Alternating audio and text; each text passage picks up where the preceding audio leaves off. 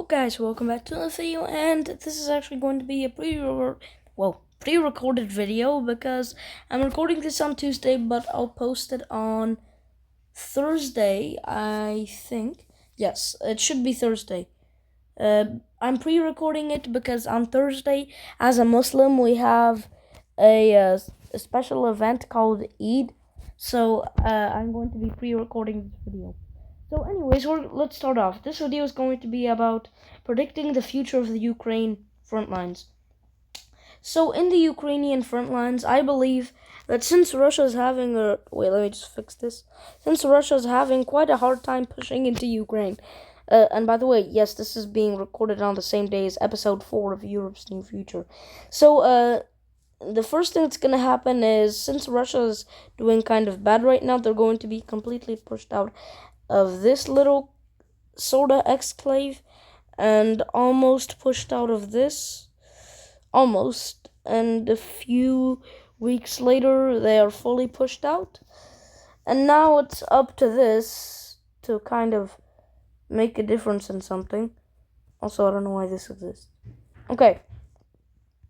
So Ukraine will start to push back Russia a little. And by the way, these front lines are actually exactly how they are right now.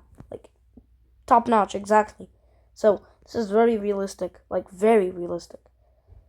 So, Ukraine is about to encircle a couple 2,000 Russian troops. Not really that big of a blow to Russia, but still lots of troops.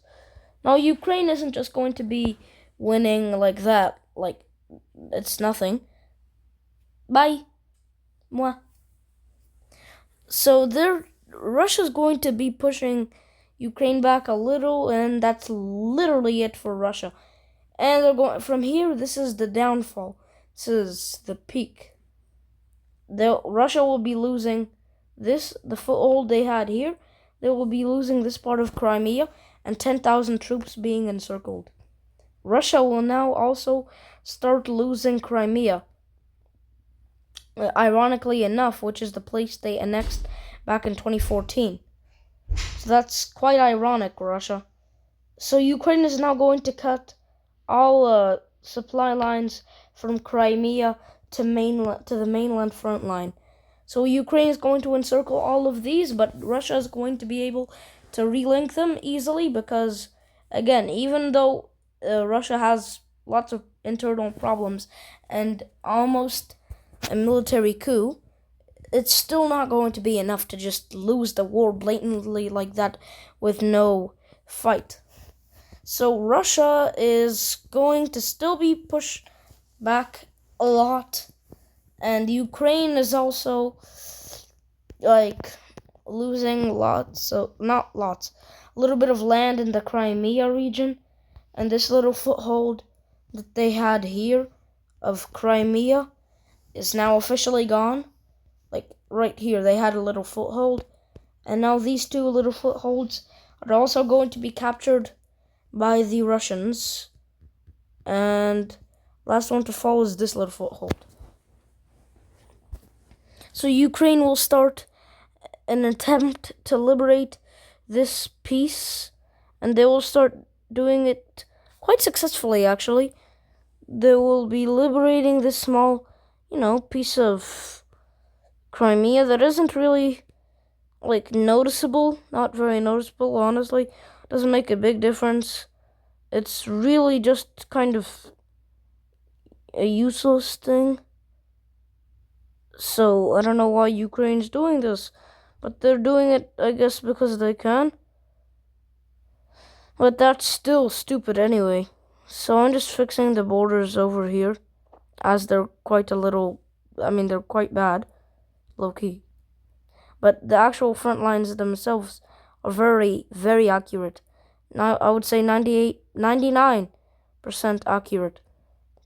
Because obviously the front lines are changing as we speak, but this is the most recent I have for the front lines. So, actually, I would like to reassure you that Ukraine still has this foothold going, and they're actually going to successfully liberate these small pieces of land over here in Ukraine. I mean, in now what's Russia. So the Ukrainian Navy went through here. Well, now let me show you the naval aspects of this battle. So these are the naval aspects of the war.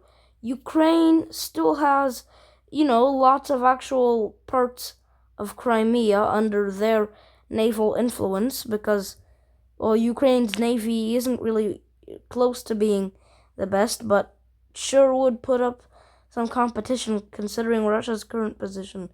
And Russia in this region is going to start getting pushed back, but this comes with a little bit of navy, like Ukrainian navy losses.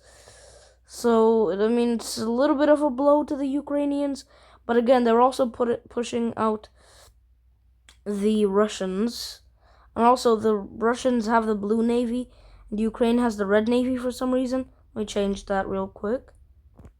Okay, here's the actual naval aspects, but this time it's more realistic because it's red and blue this time.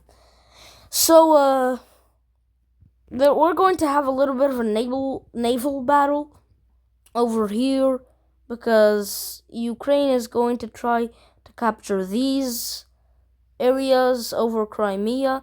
They're going to succeed, and the Russian Navy is getting beat back a little bit. I said just a little bit. Don't worry about it. Until the Ukrainians meet this really good defense that the Russians have set up over here. Now this guy is in trouble because it's kind of surrounded. Not completely, but it is surrounded, and it's not a good thing in war to be surrounded. If I'm going to have to be honest with you, that this is going to be a huge blow to Russia because now they only have the Donetsk region, actually barely the Donetsk region, and the Russian Navy is going to start getting beat back, like for the millionth time in this scenario. Now the Ukrainian Navy is going to focus completely on the front lines, the naval front lines over here. So the Ukrainian Navy isn't going to be putting much effort into the actual Black Sea, only going to be putting effort into the naval battles, which means that this is going to be really bad for Russia because since Ukraine is focusing their navy on this, they're going to be able to achieve actual naval superiority in this area. Now, am I overestimating the Ukrainian Navy? Absolutely not, because that they're focusing most of their navy here, which means that that's really bad for Russia. And now that's enough for the Ukrainians. Now the Russians are starting to get beat back even more. Now both sides kind of agree that this war isn't really going anywhere. Russia's going to end up winning. Ukraine kind of has the cards here because they barely have lost anything. Actually, they have lost land, but that land is destroyed now, so it's not really worth anything. So Russia's now going to launch all of its remaining only 400,000 troops, which is less than Morocco's troops, which is about 480,000, 400 something thousand. So Russia's going to start an all-out full blitzkrieg invasion of Ukraine. But this time it's not going to be, I'll just say it's not going to be very easy for the Russians to pull anything crazy on because the Ukrainians are Ukrainians and the Ukrainians are crazy. If you've ever seen a Ukrainian, you know that those Ukrainians are defensive, but they're chill. Oh, whoa. So, Ukraine is going to be the one pushing into Russia? That's very surprising to hear, especially saying that Russia started from this to being invaded. Yeah, that's not a really good sign for Russia. Now, Russia, are they defensive about their homeland? Absolutely. Are they going to fail to defend their homeland? Absolutely not. Are they going to defend their homeland well? No, not very well. But,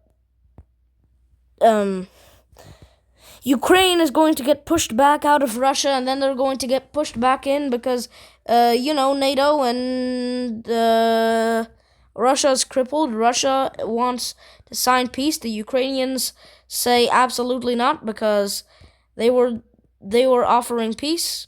The Russians said no. So they offer peace. The Ukrainians will say no. And so Russia's defending their homeland very well because they don't like this. Actually, not very well considering you're fighting a third world country. This is not good at all. So, as you know, Ukraine's offensive capabilities aren't good, at all. So they're going to agree to a peace treaty where Russia, it's actually just going to be Ukraine, takes a little bit. You see, like a little tiny bit here, just because it has the cards to do that.